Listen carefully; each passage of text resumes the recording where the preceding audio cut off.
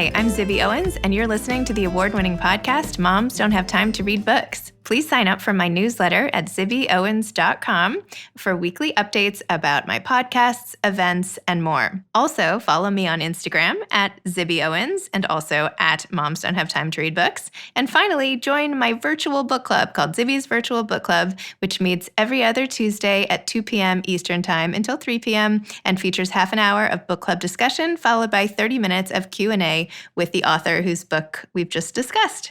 You can sign up on my website, zibbyowens.com, under the Virtual Book Club section, or even on Instagram under the link in my bio. I hope you'll find me in all these different channels and enjoy this podcast. Thank you so much to Audible for sponsoring today's episode. For those of you who don't know, Audible is the leading provider of spoken word entertainment and audiobooks, ranging from bestsellers and new releases to celebrity memoirs, business motivation, and also podcasts. They've recently launched their newest plan called Audible Plus.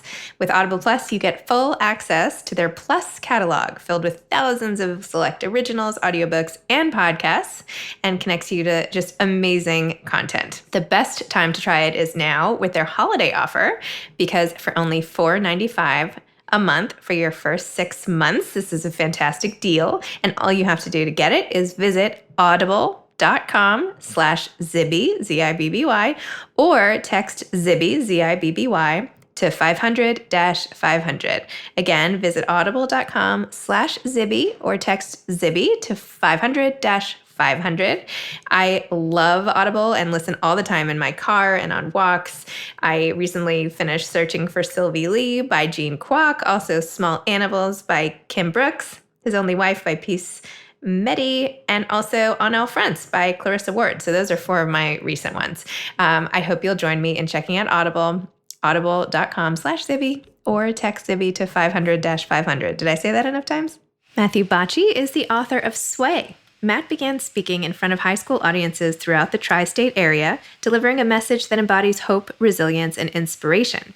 The awestruck reception led him to write his debut memoir, Sway, which is the first story told by a child of a 9/11 victim.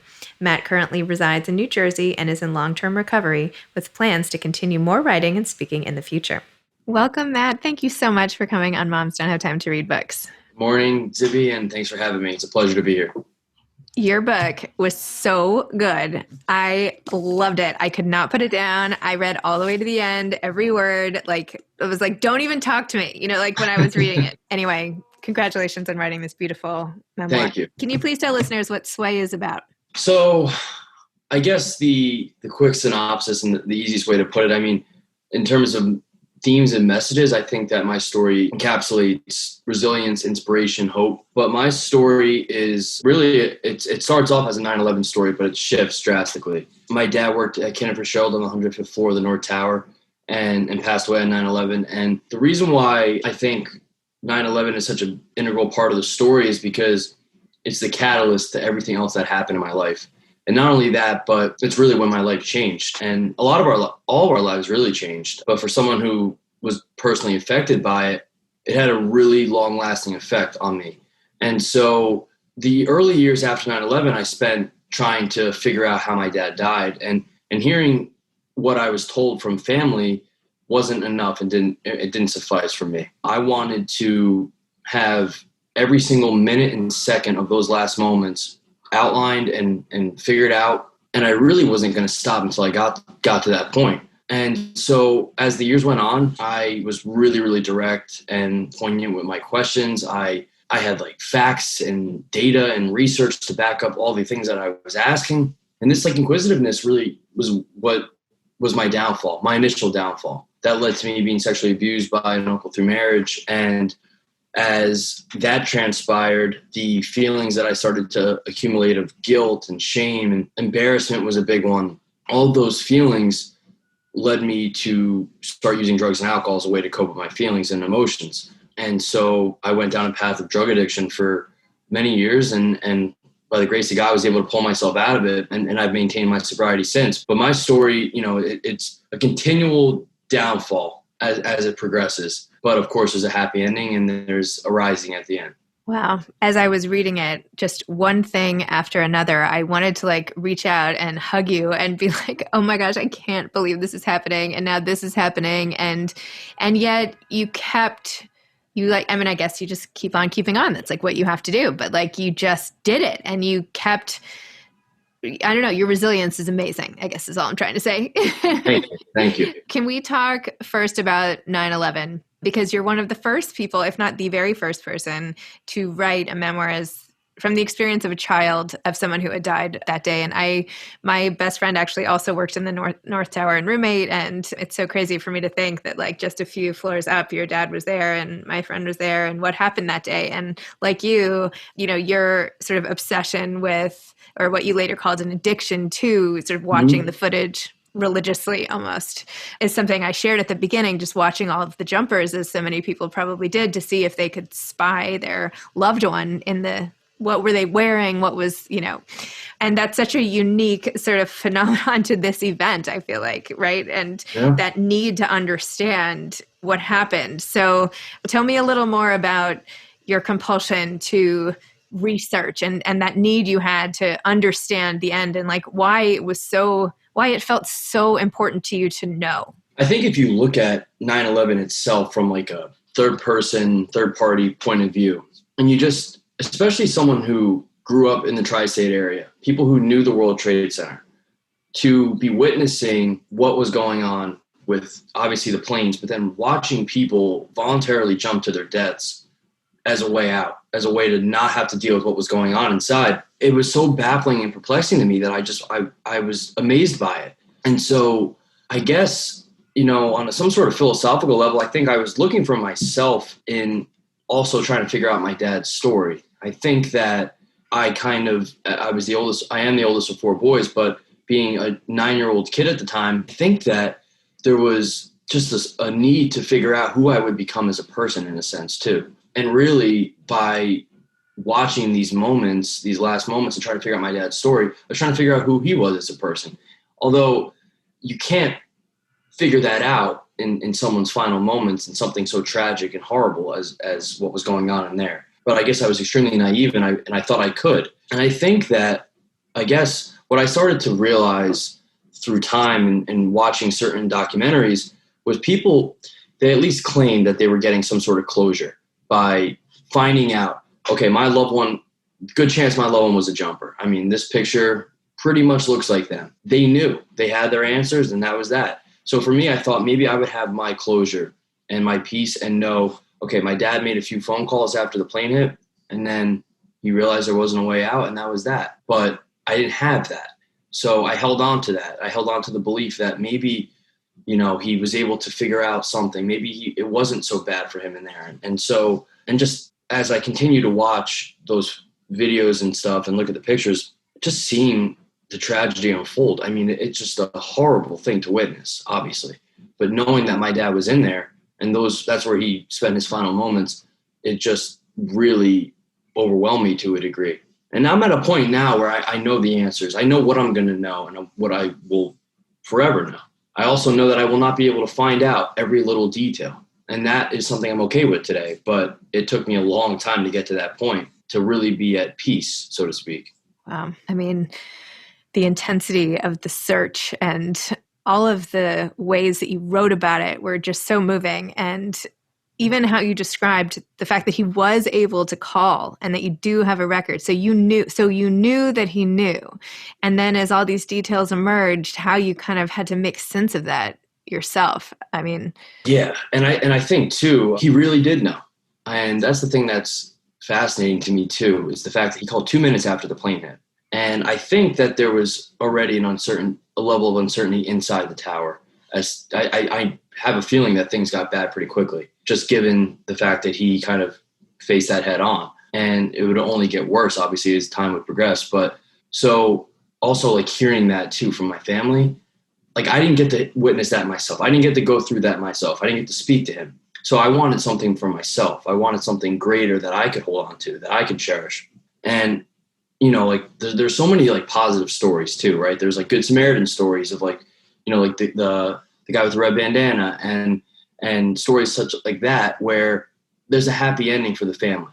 And so I was so determined to find that happy ending story. Even though my dad didn't make it out, maybe he did something miraculous or heroic before he passed, and that was something I was like really trying to figure out and search for. And all it did was bring up more anger and sadness and confusion. And also for you, exposing yourself at such a young age to that graphic, awful, violent, Yeah. just disturbing imagery. Yeah. That is a lot for anybody to take on. I mean, that in and of itself, it's like watching a trillion like R-rated movies at the wrong age, like over and over, like the trauma of that. I mean, how do you even get over that part?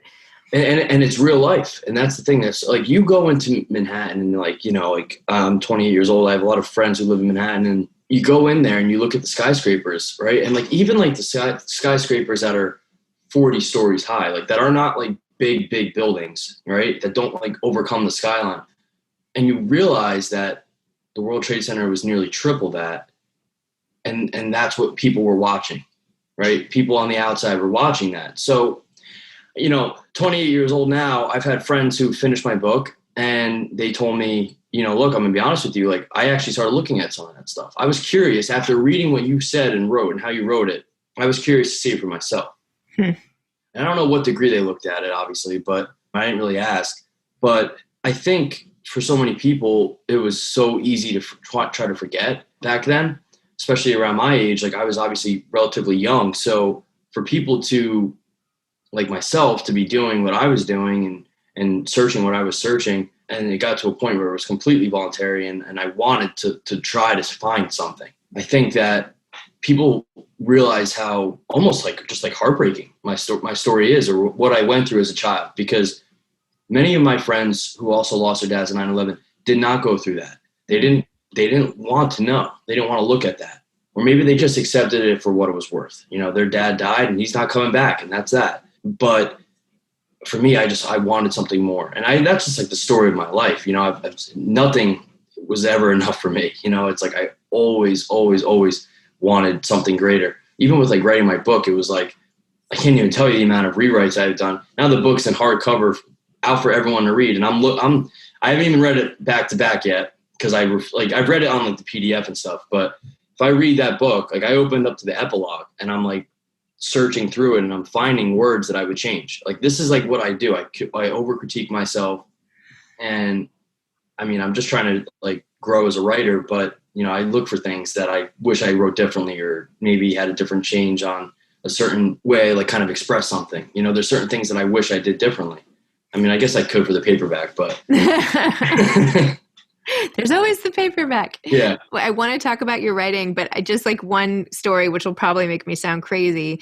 So I had always believed that my friend Stacy had died instantly because the plane hit right at her floor. So, and her mom said the phone rang once right at that time. And Stacy always used to get to her desk and call her mom. And so our belief collectively was that she had gotten to the office, sat down, started to call her mother, the plane hit, and she died instantly. So that's sort of like our theory, because nothing ever turned up.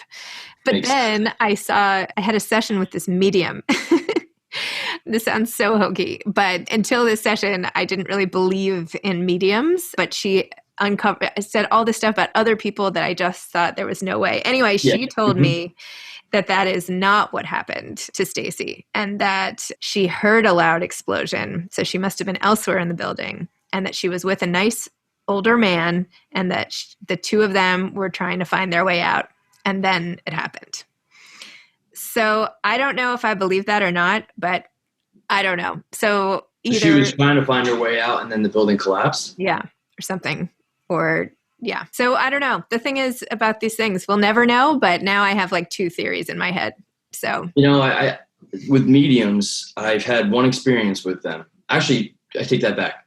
My mom has had one experience, or at least that I know of. I never have. I did a psychic. It wasn't the same. Those I don't maybe believe in to a certain degree. If I really believed in that, my book would have been a bestseller 3 years ago. So, but my mom had an experience with the medium that was, she said what you just voiced, that there was no way of knowing some of these things. And I've been kind of curious myself to maybe check that out and see. But, I don't know. It's like one of those things where it's like, Do you believe it? Do you want to believe it? Oh, I know.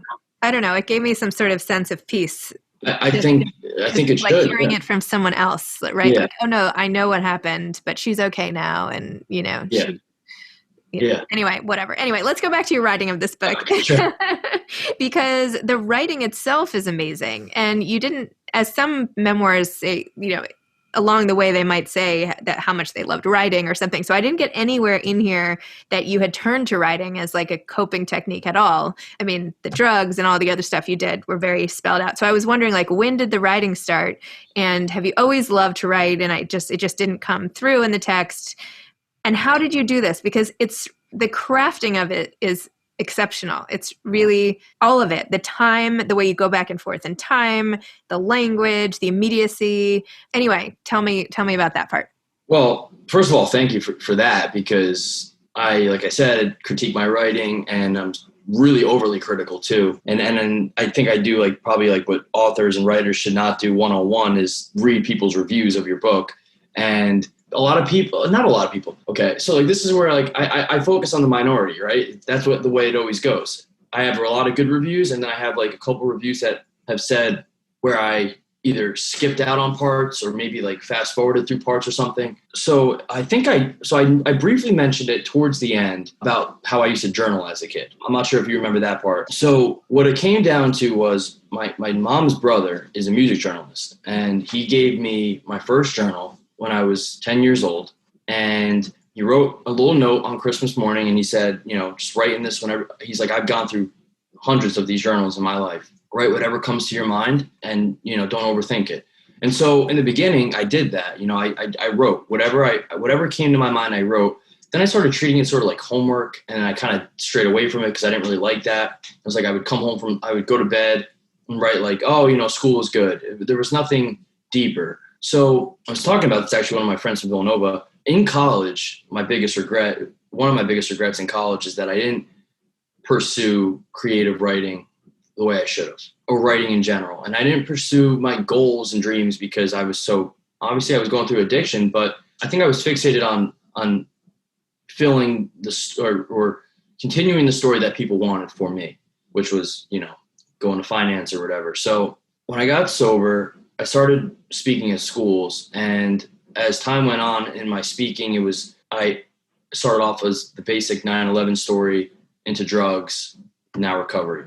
Well, then I started going a little bit deeper. And then when I got deeper and I talked about the abuse and then, my obsession with my dad's death and all that stuff, people were really blown away by that and said to me, you should write a book. And so for me, the journaling started to continue in sobriety. I shouldn't say started to continue. It reemerged in sobriety. So I started writing just basic things, it was just whatever was coming to my mind, and just pain, just the pain, physical pain, emotional pain, mental pain, all the things I was feeling. And then in 2016, I said, you know what, I'm going to do this. And it was the tail end of 2016. And I started writing Sway.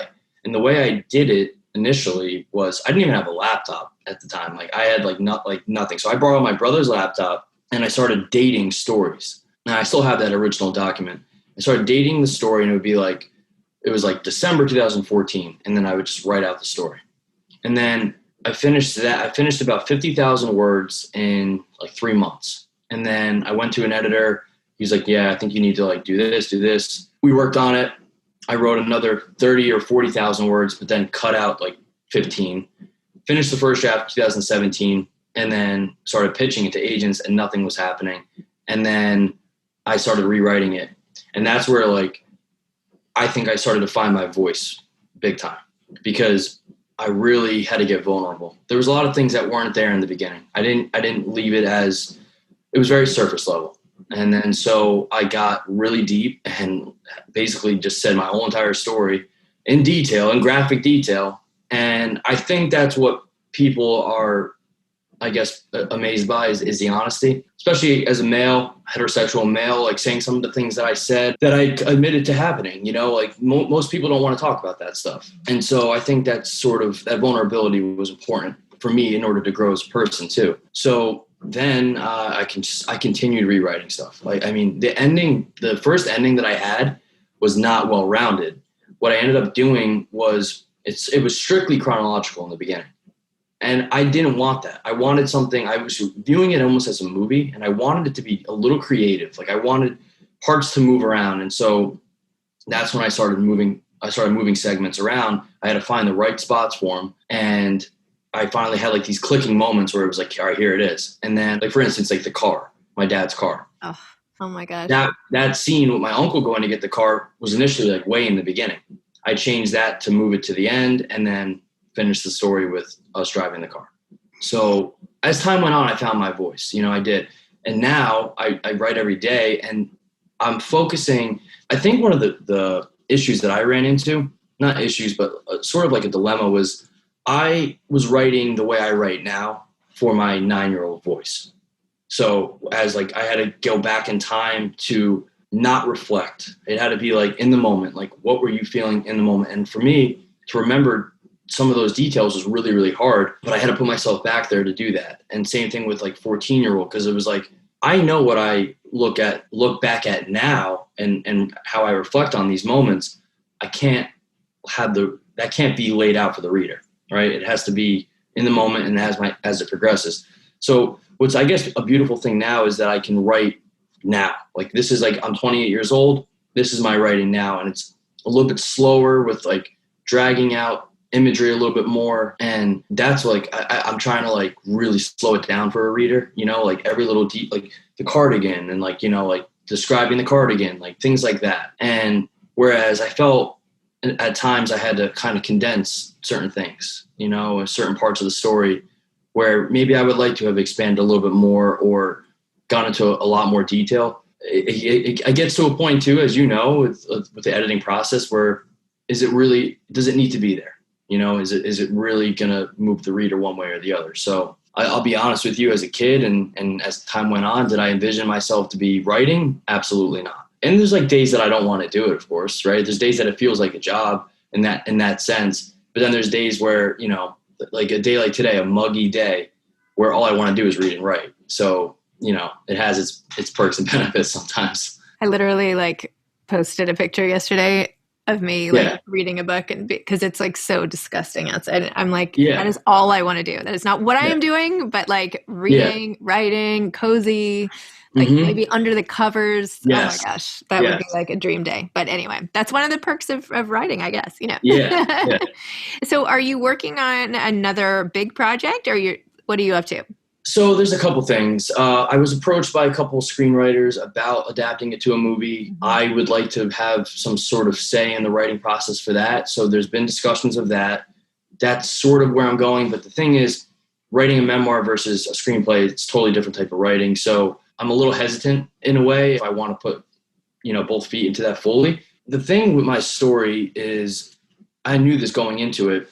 I could have split it up into 3 books, essentially. I didn't want to do that at the end because what I felt was, especially 9/11 and the sexual abuse led into everything else that I did. I don't blame them, and I don't use them as reasons for doing what I did. I know I have an addictive personality, and it's just who I am as a person. But I felt that it would be remiss if I didn't include it all, because these all played into each other, and it was just a domino effect. And so that was like, people were saying, well, maybe you should split it up. Like, I didn't want just a story of me, 9/11 and all that. Like, I wanted it to be different. And I think it certainly is. But now, it's been where the book ends versus where I am today is about 4 years. Besides the epilogue where I fill the readers in on where I am, where it ends was 4 years ago. So I have 4 years of in sobriety struggles and other things that I went through. And I'm debating about sort of taking like an Augustin Burroughs type of spin on it, and like kind of continuing. And then maybe in continuing the story, I can also really touch back on things from my childhood that are not in Sway, where it's not going to be repetitive. And obviously there has to be a creative and like artistic approach to do that. I don't want it to be repetitive, but I think that there's a lot of stuff that has transpired in the last 4 years that people who were really into my story and wanted to know more about where I am today and all that stuff will definitely, I think they'll find it maybe somewhat satisfying and see a little bit more growth in the last 4 years. I also really wanted the continuation of how everything that happened towards the end affected your family. You had like one sentence about it, like this destroyed my family or whatever. So I was like, wait, what? Like, what happened? And that's the big thing. Yeah. So, with the way I had, it was really tough because I could have continued writing and writing and writing. No, you ended at a good place. I'm just saying now, talking to you, but I don't want you to give away the ending to other people, but. Well, yeah. So, but to answer your question, yes, there's a lot that I could fill in for that. And there was a lot of things that we could take it offline, but there's a lot of things that happened that I think I could tie it back creatively to when it happened originally and like some of the feelings that came. So you are definitely never going back to finance. Is that it? Like, unless they, some place wants to pay me some great money to sit on a board and do nothing. I mean, look, I said this about 2.5 years ago. I was working at the company my dad would be working at now if he was still alive. And I was there for about 4 months. And then I didn't pass one of my financial serial exams. And I was presented with the opportunity to leave or basically drive myself to insanity by staying there.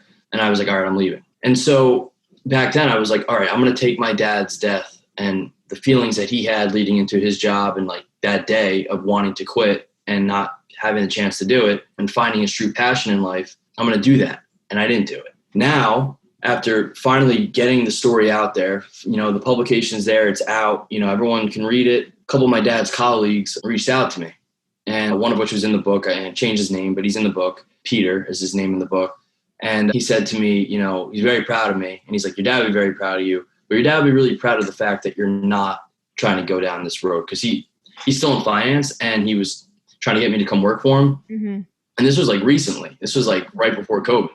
So he's like, I'm not going to even like offer you a job if you beg. Like, he's like, you're good at this. You should pursue this. Mm-hmm. This is what is your path. And I think I found my path. So I'm sticking with this, I'm sticking with it. Good for you. I mean, that's the best ending to any story is finding your purpose in life. Right. Yep. And I think, the only perk perhaps of 9/11 is that it caused so many people to switch gears, right? And say like, this is important to me. Life is short, mm-hmm. right? This is what I'm going to do. Sure. It just took you a little bit longer maybe.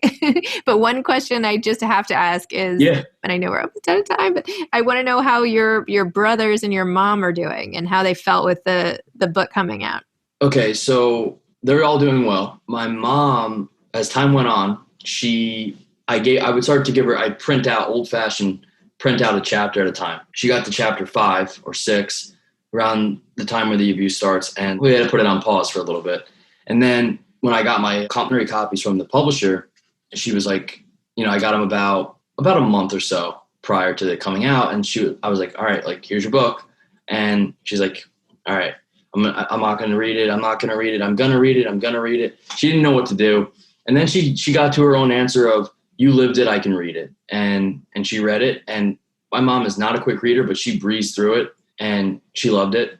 And there was a lot of it's difficult for her to read, obviously. My brothers they're very proud of me. They're very, very, very proud of me for getting my story out there and being diligent with it and determined and persistent to get it done and get it out. To my knowledge, I don't know if they've read it yet in full. It's hard for them.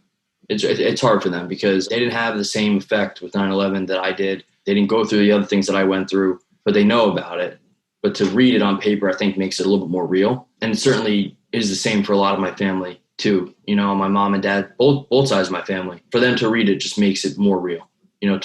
This is not some random author. This is not some fiction piece. This is, their nephew or their, grandson, whatever. So it makes it a lot, I think in some ways it makes it a lot harder to swallow too, because it's just, how crazy that this all happened under everyone's eyes. No one was expecting that. But they were, it was really cool for them seeing me on TV and stuff. And like, I hit a couple of my brother's favorite spots. So he was really happy about that. But it was just important, I think, to finally get to be upfront and address this and be okay with who I am, to say that on national TV is like, my mom was saying to me during the release, that was the one thing that they were asking me a lot about was like, how are you feeling? Like, how you doing?